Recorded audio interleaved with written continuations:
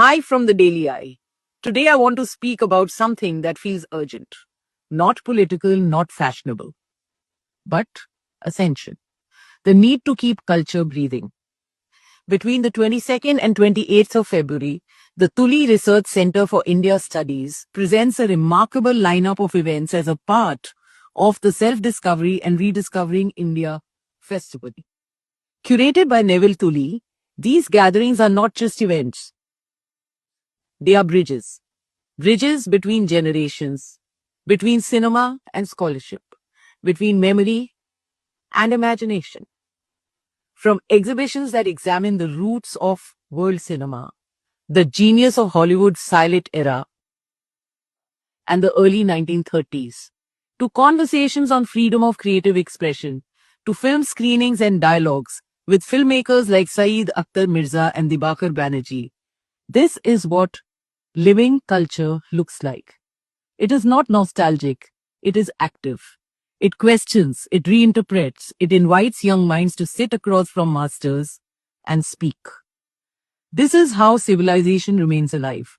Not through slogans, but through dialogue, through continuity, through curated spaces where the past and the present meet with dignity. And speaking of beginnings and courage, on 23rd February, Aarti Dwarkadas's debut book, Two Bandra Girls by a Farm, published by Westland, releases into the world.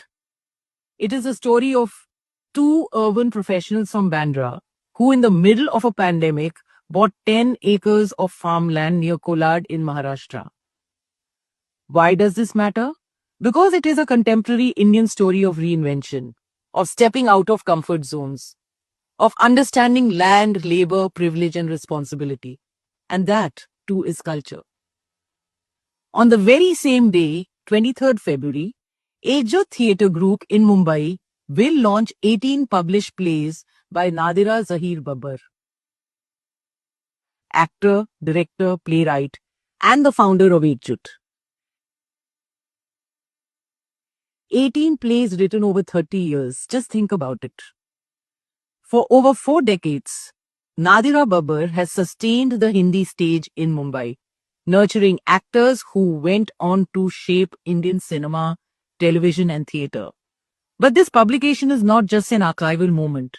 It is a transmission, a gift to the next generation of theatre practitioners, directors, actors, students, who now have access to a powerful body of contemporary work ready to be interpreted, adapted, and staged anew.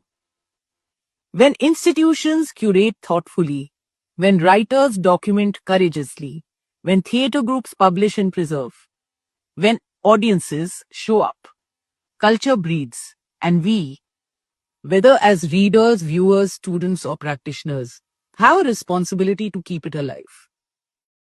This is the Daily Eye, and I'm Binta Nanda. See you soon again.